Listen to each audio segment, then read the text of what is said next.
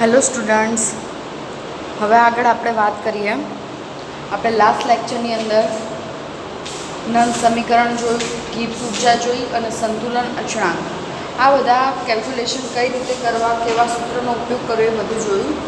હવે આપણે કેટલાક લખાણ સંબંધિત પ્રશ્નો જોઈએ જે તમને બુકમાં આપેલા છે. સૌથી પહેલો પ્રશ્ન તમને આપ્યો છે કોયડો 3.1. તો કોયડો 3.1 શું કહે છે તમને જુઓ.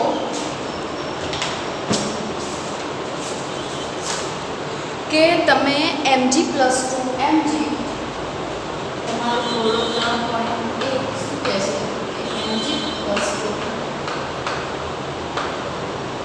2mg નું જો તમારે પ્રમાણિત વિદ્યુત ધ્રુવ પોટેન્શિયલ મેળવવો હોય તો કઈ રીતે મેળવશો. હવે તમને એ નથી આપ્યું કે આની સંદર્ભમાં કયો ધ્રુવ છે, એટલે તમે એ ન કહી શકો કે આ ઓક્સિડેશન કરતો હશે કે રિડક્શન. પણ આપણને ખબર છે કે હાઇડ્રોજન વિદ્યુત ધ્રુવ એવો છે કે જેને આપણે કોઈપણના સંદર્ભ ધ્રુવ તરીકે એનો ઉપયોગ કરી શકીએ છીએ. તો અહીંયા શું થશે કે mg પ્લસની સાપેક્ષમાં આપણે કયો ધ્રુવ લઈ લઈશું, હાઇડ્રોજન વિદ્યુત ધ્રુવ લઈ લઈશું.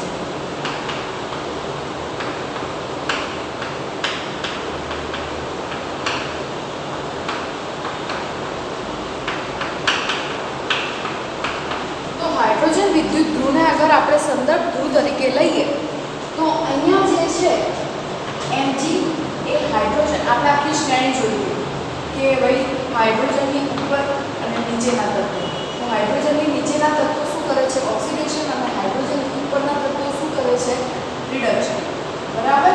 તો અહીંયા શું થશે, mg એ EMF શ્રેણીમાં હાઇડ્રોજનથી નીચેનું તત્વ છે. તો એ હાઇડ્રોજનની નીચેનું તત્વ હોવાના કારણે mg શું કરશે, ઓક્સિડેશન કરશે, અને હાઇડ્રોજન શું કરશે, રિડક્શન કરશે. બરાબર છે. તો આપણે આ રીતે લખી શકીએ mg + 2 H + 1/2 H2. બરાબર. આપણે આ રીતે લખી શકીએ, અથવા તો આને લખીશું આપણે H2, કારણ કે આ બે ઇલેક્ટ્રોન આપે છે એટલે H2 માં એ કન્વર્ટ થઈ જશે. એક આપતો હોત તો 1/2 H2 માં કન્વર્ટ થાય.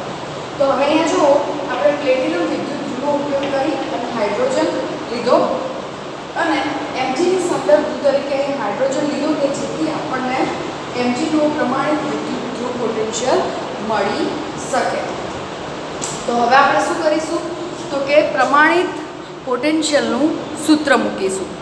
શું સૂત્ર મૂકીશું, તો કે E0 સેલ બરાબર E0 માઇનસ E0 શું થશે, mg પ્લસ. તો હવે આપણને ખબર છે આનું પોટેન્શિયલનું મૂલ્ય કેટલું છે, તો કે 0. એટલે E0 સેલ બરાબર 0 માઇનસ E0 mg પ્લસ 2. હવે આનું આપણે પ્રમાણિત પોટેન્શિયલનું મૂલ્ય મેળવવાનું છે એટલે આને આપણે કરતા કરીએ તો E0 mg plus 2 minus E0 cell. એનો મતલબ કે આપણું જે મૂલ્ય છે mg પ્લસ 2 નું પ્રમાણિત પોટેન્શિયલનું મૂલ્ય એ શેના બરાબર હશે, તો આપણો જે પ્રમાણિત પોટેન્શિયલ આખા કોષનો આપ્યો હશે એના કરતાં એ જે હશે એનાથી નેગેટિવ ચાર્જ વાળો mg પ્લસ 2 નો જે છે એ પોટેન્શિયલ હશે. બરાબર. તો આ રીતે આપણે mg પ્લસ 2 નો જે છે એ પોટેન્શિયલ હાઇડ્રોજન વિદ્યુત ધ્રુવ સંદર્ભ ધ્રુવ તરીકે એનો ઉપયોગ કરી અને આ પ્રમાણે મેળવી શકીએ છીએ. હવે આગળ છે કોયડો 3.2.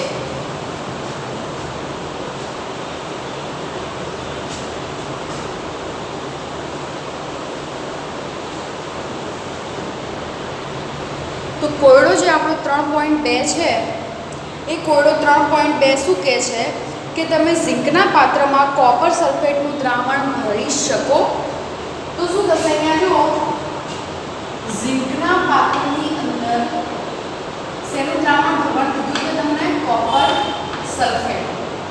હવે આ વસ્તુ આપણે 10th સ્ટાન્ડર્ડથી ભણતા આવ્યા છીએ રસાયણ પ્રક્રિયાઓના પ્રકારથી, બરાબર? તો આપણે જોઈએ તો ઝીંકની કોપર સલ્ફેટ, તો અહીંયા ઝીંક એ કોપર કરતાં કેવું છે? વધુ સક્રિય છે. કેવું છે? વધુ સક્રિય છે. એટલે શું કરશે? અહીંયા ZnSO4 માં રૂપાંતર થઈ જશે, બરાબર છે? બીજું આપણે EMF શ્રેણીના આધારે જોઈએ તો ઝીંકનું શું થશે? ઓક્સિડેશન, અને કોપરનું શું થશે? તો કે રિડક્શન, બરાબર છે? અને આપણે આ જે છે એમાં આપણે E0 સેલનું મૂલ્ય શોધીએ તો શું થશે? અહીંયા કોપરનું મૂલ્ય માઈનસ કોનું મૂલ્ય મળે? અહીંયા ઝીંકનું મૂલ્ય, બરાબર? તો કોપર અને ઝીંકનું મૂલ્ય તમે EMF શ્રેણીના આધારેથી મૂકો તો શું મૂલ્ય આવશે? તમારું જે મૂલ્ય આવશે કોપરનું એ 0.34 કોપરનું મૂલ્ય છે EMF શ્રેણીના આધારે 0.34 અને ઝીંકનું મૂલ્ય છે -0.76. આ માઈનસ માઈનસ પ્લસ થઈ જશે એટલે આપણો જવાબ મળશે 1.10 વોલ્ટ. તો તમારો આ જે આન્સર આવે છે પ્રમાણિત પોટેન્શિયલનો એ ધન આવે છે, એનો મતલબ કે અહીંયા પ્રક્રિયા થશે, બરાબર છે? તો આ બંને વચ્ચેની પ્રક્રિયા અહીંયા પોસિબલ છે, માટે આપણે ઝીંકના પાત્રમાં કોપર સલ્ફેટ રાખી શકીએ નહીં, કારણ કે ઝીંકના પાત્રમાં જો કોપર સલ્ફેટ રાખીએ તો શું થશે કે ઝીંક ખવાતું જશે, કારણ કે ઝીંક શું કરે છે? CuSO4 સાથે પ્રક્રિયા કરી અને ZnSO4 માં રૂપાંતર પામે છે, બરાબર છે? માટે આપણે ઝીંક અને કોપર વચ્ચે રિએક્શન થતી હોવાના કારણે ઝીંકના પાત્રમાં કોપર સલ્ફેટને ભરી શકતા નથી. આ હતો તમારો કોયડો 3.2.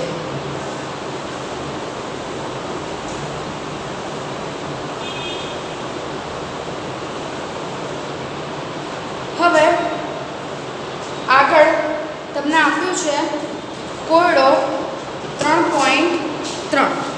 તો કોયડા 3.3 માં તમને એવું કીધું છે કે પ્રમાણિત વિદ્યુતધ્રુવ પોટેન્શિયલ માટેના કોષ્ટકનો ઉપયોગ કરી તમને જે કોષ્ટક 3.1 આપ્યું છે ચોપડીની અંદર એનો ઉપયોગ કરી અને તમારે એવા 3 પદાર્થ સૂચવવાના છે કે જે યોગ્ય પરિસ્થિતિમાં ફેરસ આયનનું ઓક્સિડેશન કરી શકે. મતલબ કે ફેરસ આયનનું ઓક્સિડેશન એટલે શું થશે?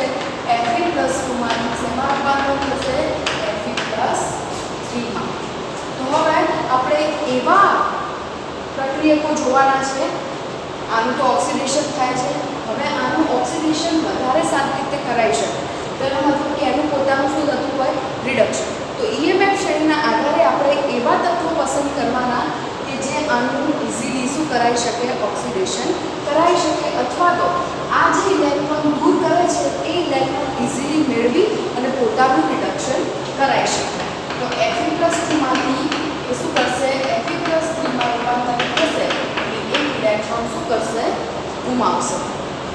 તો અહીંયા તમે જુઓ EMF શ્રેણીની અંદર તમને Fe ની ઉપર કયા કયા તત્વો આપેલા છે?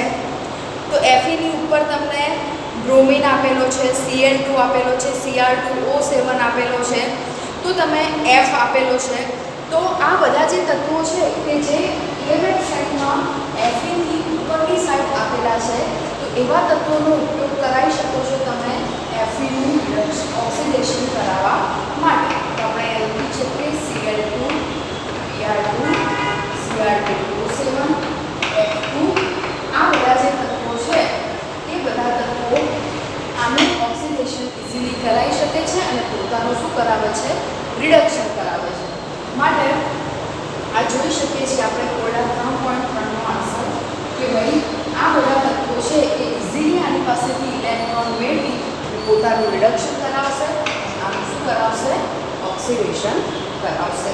તો આ હતો તમારો કોયડો 3.3.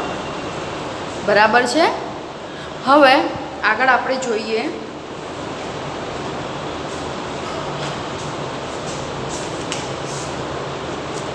લખાણ સંબંધિત પ્રશ્ન આ આપણે જોઈ રહ્યા છીએ લખાણ સંબંધિત પ્રશ્ન જે તમને 3.1 3.2 3.3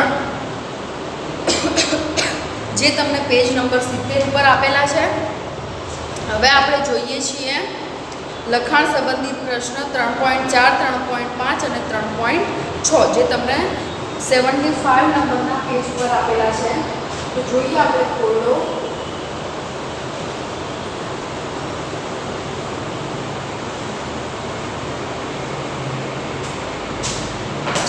3.4 તમને અહીંયા આપ્યું છે pH 10 આપી દીધી છે અને કીધું છે કે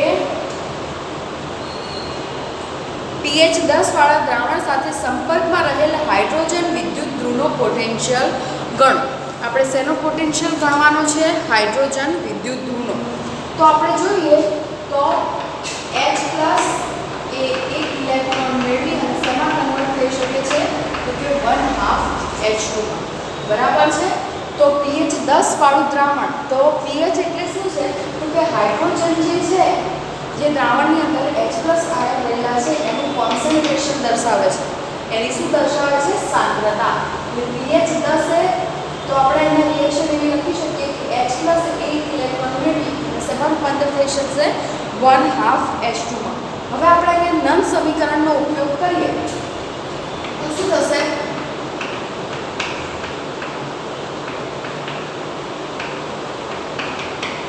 E સેલ બરાબર E0 સેલ માઈનસ શું થશે અહીંયા? 0.059 upon n log 1 upon H plus. આવું આપણે નંદ સમીકરણનું સૂત્ર મૂકી શકીએ. હવે આપણને ખબર છે કે હાઇડ્રોજનનો પ્રમાણિત પોટેન્શિયલ છે એ કેટલો છે? 0 છે. બરાબર. અહીંયા ઇલેક્ટ્રોનની સંખ્યા કેટલી છે? તો કે 1 છે. હવે અહીંયા તમને આપ્યું છે 1/H એટલે કે હાઇડ્રોજનની સાંદ્રતા આપણે શોધવાની છે pH 10 ઉપરથી. તો આપણને નોર્મલી સૂત્ર હોય છે pH બરાબર -log H+. પણ આપણે H+ ની સાંદ્રતા શોધવી તો H બરાબર શું હોય છે? અહીંયા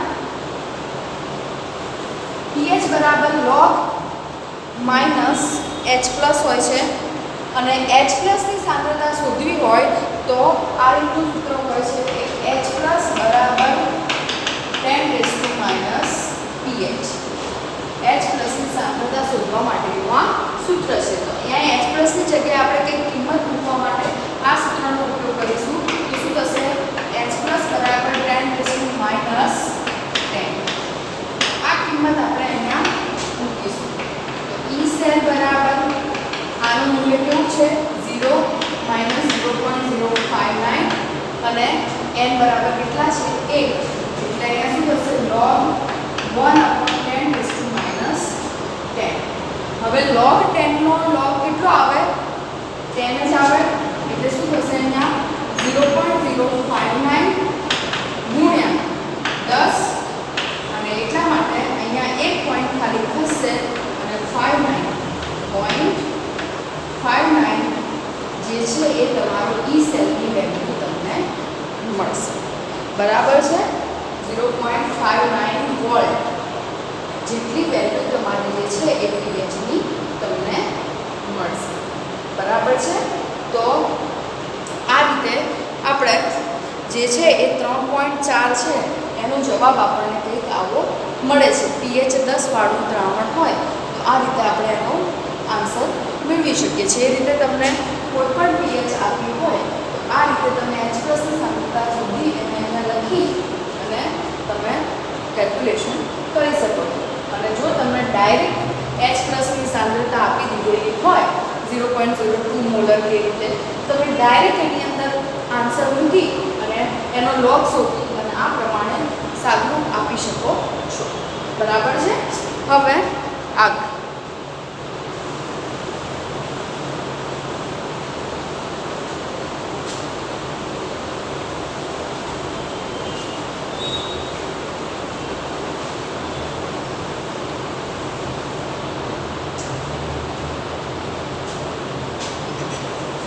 આગળ તમને આપ્યો છે કોયડો 3.5.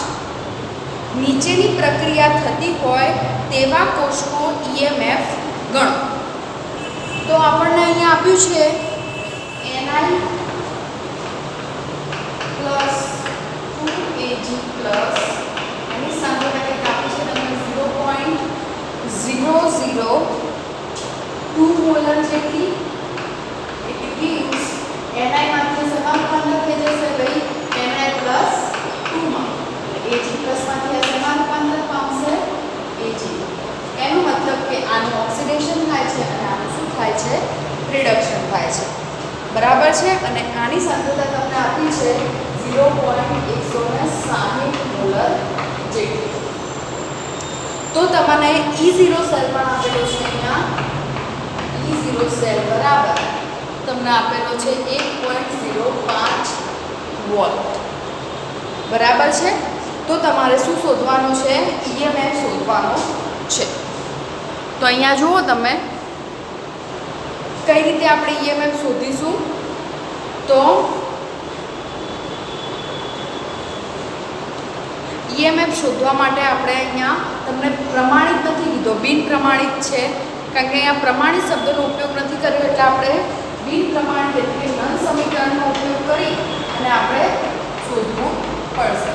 E સેલ બરાબર E0 cell minus 0.059 upon n log નિપજ ભાગ્યા પ્રક્રિયા એટલે કે જેનું ઓક્સિડેશન થાય છે એ ઉપર આવશે અને જેનું રિડક્શન થાય છે એ નીચે આવશે. આની શું થશે? 2 ઘાત. જે આગળ છે એ ક્યાં જશે? ઉપર ઘાતમાં. હવે બધાની કિંમત મૂકી દઈએ આપણે. કે E સેલ બરાબર E0 સેલની કિંમત આપી છે તમને 1.05 minus 0.059 upon 2 log Ni plus 2 નું કેટલું આપેલું છે તમને અહીંયા સાંદ્રતા? કે 0.16 અપોન આની કેટલી થશે? તો કે 0.002 પણ એની શું થશે? 2 ઘાત. તો હવે તમે 0.002 ની 2 ઘાત કરો એટલે જવાબ તમારો આવશે 0.00004. આવો કંઈક તમારો જવાબ આવે જ્યારે તમે આની 2 ઘાત કરો ત્યારે. હવે આપણે 0.16 ભાગ્યા 0.004 કરીએ તો ચોકો ચોકો શું થઈ જાય? 16 થઈ જાય. એટલે ઉપર જવાબ શું આવશે આપણો? પણ પહેલા આપણે આને કન્વર્ટ કરી દઈએ તો શું થશે? 1 2 3 4 5 અથવા તો અહીંયા રાખીએ આપણે 0.4 × 10⁴ બરાબર. આને આપણે કન્વર્ટ કરી દીધું અને હવે એને 0.16 વડે ભાગીશું તો પણ આન્સર શું આવશે? આપણો 0.4 જ આવશે. અને પછી 0.4 ગુણ્યા અહીંયા શું થશે? 10⁵ થશે. અને પછી આપણે એને ભાગીશું 0.16 વડે તો શું થશે? આપણો જવાબ આવશે 4. ચોક ચોકો 16 થાય એટલે.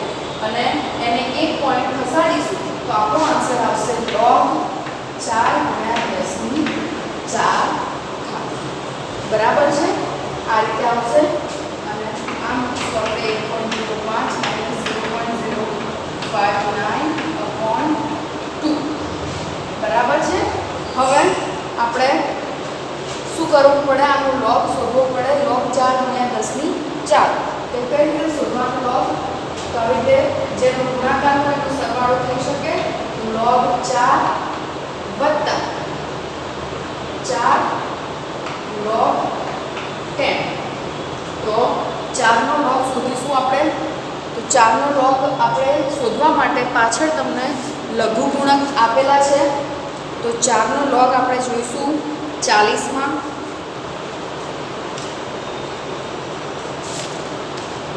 તો 4 નો log હું 40 માં જોઉં તો મને આન્સર મળે છે 6021.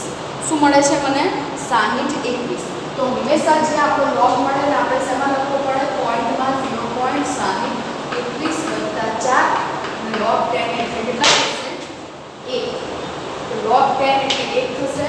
0.6021 વત્તા 4 કરીશ એટલે શું આવશે? 4.6021. આ મારો log આવ્યો.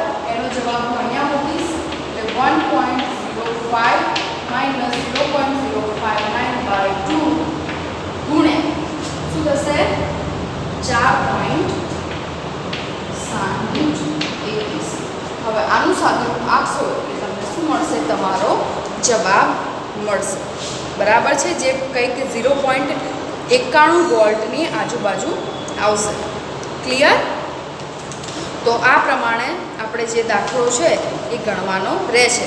તમને આ દાખલાની અંદર બિનપ્રમાણિત પોટેન્શિયલ તો આપ્યો જ છે, એટલે કે E0 સેલ EMFની વેલ્યુ 1 તો તમને આપેલી જ છે. બરાબર? તો એનો મતલબ કે તમને જે શોધવાની કીધી છે એ શેની કીધી હોય? બિનપ્રમાણિતની શોધવાની કીધી હોય વેલ્યુ. તો આ પ્રમાણે આપણે ચોપડીનો ઉપયોગ કરીને પણ સારી રીતે જે છે એ લોગ શોધી શકીએ છીએ. બરાબર છે? કેલ્સીમાં શોધવો જરૂરી નથી. એકદમ ઇઝી વે છે લોગ અને એન્ટી લોગ કરવાનો. તો જે હું તમને શીખવાડતી જાઉં છું, જેમ જેમ દાખલામાં આવે છે એમ અને એ આપણે સમજવાનું છે અને એ પ્રમાણે શીખવાનું છે. બરાબર? હવે છે કોયડો લખાણ સંબંધિત પ્રશ્નમાં 3.6.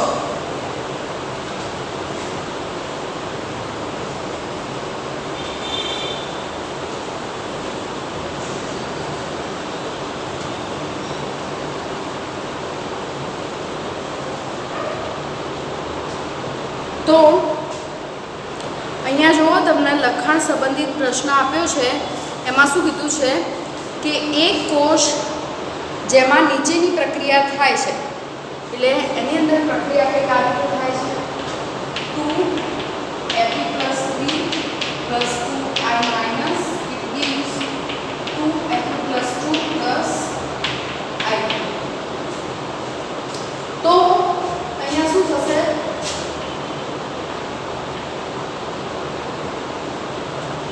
તમને 298 કેલ્વિન તાપમાને પ્રમાણિત પોટેન્શિયલનું મૂલ્ય આપેલું છે E0 સેલ બરાબર 0.236 વોલ્ટ. તો તમારે ગિબ્સ ઉર્જા પણ શોધવાની છે અને સંતુલન અચળાંક પણ શોધવાનો છે. તો ગિબ્સ ઉર્જા માટેનું સૂત્ર શું થશે? અહીંયા પ્રમાણિત સેલ આપ્યો છે, એનો મતલબ કે તમારે જે શોધવાનું છે એ શેના આધારે શોધવાનું છે? તો કે પ્રમાણિત. તો પ્રમાણિત વાળું સૂત્ર આપણે ગિબ્સનું મૂકવાનું છે. બરાબર છે? તો શું થશે? ડેલ્ટા બરાબર -NF E0 સેલ. n બરાબર ઇલેક્ટ્રોનની સંખ્યા 2 થશે ગુણ્યા, અથવા તો તમે 96 પણ લઈ શકો છો, ગુણ્યા શું થશે? E0 cell 0.236. આનું આપણે સાદુરૂપ આપીશું તો એ કંઈક આપણને આન્સર મળે છે -45.55 કિલોજૂલ/મોલ જેટલું. આ આપણો શું આવી ગયો? ગિબ્સ ઉર્જા. તમે જુઓ, એકદમ ઇઝી છે દાખલા. એની અંદર તમારે શું કરવાનું છે? ખાલી સૂત્ર મૂકવાનું છે અને સૂત્રમાં તમને બધી કિંમત આપેલી છે એ ખાલી મૂકવાની છે. બાકી કશું છે નહીં. સાદુરૂપ આપો એટલે તમને શું મળે છે? જવાબ. બસ આપણને એ ખબર પડવી જોઈએ કે કઈ જગ્યાએ કયા સૂત્રનો ઉપયોગ કરવાનો છે. અહીંયા આપણે મુક્ત ઉર્જા શોધવાની છે, પણ આપણે ગિબ્સ મુક્ત ઉર્જાના 2 સૂત્ર હતા. એક બિનપ્રમાણિત પણ હતું અને પ્રમાણિત. પણ અહીંયા આપણને E સેલનું મૂલ્ય કયું આપ્યું છે? તો કે પ્રમાણિત આપ્યું છે. માટે આપણે ડેલ્ટા G વાળું કયું સૂત્ર મૂક્યું? પ્રમાણિત વાળું. હવે એ પ્રમાણિત ઉપરથી આપણને ડેલ્ટા G મળી ગયો. હવે આપણે ડેલ્ટા G બરાબર RT ln K વાળું સૂત્ર મૂકીશું. બરાબર છે? કારણ કે આપણને ગિબ્સ ઉર્જા સાથે સાથે અહીંયા સંતુલન અચળાંક શોધવાનું પણ કીધું છે. તો હવે આપણને ડેલ્ટા G ની વેલ્યુ મળી ગઈ છે. તો હવે આપણે શું કરીશું? ડેલ્ટા G ની સંતુલન અચળાંક વાળું સૂત્ર મૂકીશું. ડેલ્ટા G બરાબર શું સૂત્ર આવશે? -2.303 RT log Kc. બરાબર છે? કારણ કે જે સૂત્ર હતું એ શું હતું? ડેલ્ટા G બરાબર -RT ln K. હવે આને શેમાં કન્વર્ટ કરી નાખ્યું આપણે? લોગમાં. એટલે શું થઈ ગયું? -2.303 RT log Kc સંતુલન અચળાંક. ડેલ્ટા G નું તમારે શોધવાનો log Kc છે. તો log Kc ને શું કરો? કરતા કરો =delta G upon -2.303 RT. હવે ડેલ્ટા G ની કિંમત મૂકવાની, R ની મૂકવાની અને T ની મૂકવાની. ડેલ્ટા G ની કિંમત મળી ગઈ આપણને 45.55 upon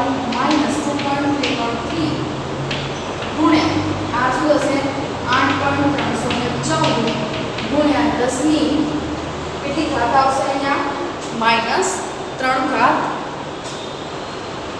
ગુણ્યા ટી તમને આપેલું છે ચોપડીની અંદર 298 વેલ્યુ અહીંયા સુધી મૂકવાનું છે 298. હવે આ બધાનું તમે સાદું આપો એટલે તમને શું મળશે log KC ની વેલ્યુ મળશે. તો એ બધાનું સાદું આપતા આપણને log KC મળે છે. log KC બરાબર 7.983 બરાબર. તો હવે શું થશે KC બરાબર એન્ટીલોગ 7.983. જો અહીંયા માઈનસ છે અને અહીંયા માઈનસ એટલે માઈનસ માઈનસ શું થઈ જશે અહીંયા કેન્સલ આઉટ થઈ જશે એટલે આપણો જે આન્સર આવે છે કેવો આવશે પ્લસ આવશે. હવે તમે જુઓ એન્ટીલોગ શોધવા માટે મેં કીધું કે જે પોઈન્ટની આગળ હોય એને ઘાતમાં એટલે અહીંયા શું થઈ જશે 10⁷ ઘાત. હવે 0.98 નો 3 માં આપણે એન્ટીલોગ જોવાનો છે. તો આપણે જોઈશું ચોપડીની પાછળ પ્રતિલઘુ ગુણકમાં શું જોવાનું છે આપણે 0.98 નો 3 બરાબર છે. તો 0.98 નો તમે 3 માં જોશો એટલે તમને 9616 મળે છે. 0.98 માં તમને શું મળે છે 9616. તો એન્ટીલોગમાં કેવું હોય છે કે તમને જે આન્સર મળે એની પહેલાની આગળ આ રીતે પોઈન્ટ કરવાનો હોય છે અને લોગની અંદર કેવું હોય છે ધારો કે તમને આન્સર મળે લોગમાં 30 તો આગળ 0 પોઈન્ટ કરીને આ રીતે 30 લખવાનું હોય છે અને એન્ટીલોગમાં જે આન્સર મળે એમાં પહેલા આંકડા પછી આ રીતે પોઈન્ટ કરવાનું હોય છે. તો અહીંયા તમને આન્સર મળે છે 9616 એટલે લખીશું 9.616 ગુણ્યા 10⁷. તો આ પ્રમાણે આપણે શું છે કે દરેક દાખલાને ગણી શકીએ છીએ. તો તમને મેં મોસ્ટ ઓફ બધી જે ટાઈપના દાખલા છે એ તમને એક એક ઉદાહરણ સાથે સમજાયા છે. તો આપણે હવે સ્વાધ્યાયના જે દાખલા છે એની પ્રેક્ટિસ જાતે કરવાની છે અને જે કંઈક અલગ પ્રકારના દાખલા હશે એ હું જાતે જ સોલ્વ કરાવીશ. બરાબર છે. તો આજે આપણે આટલું રાખીશું. બીજું નેક્સ્ટ લેક્ચરમાં જોઈશું.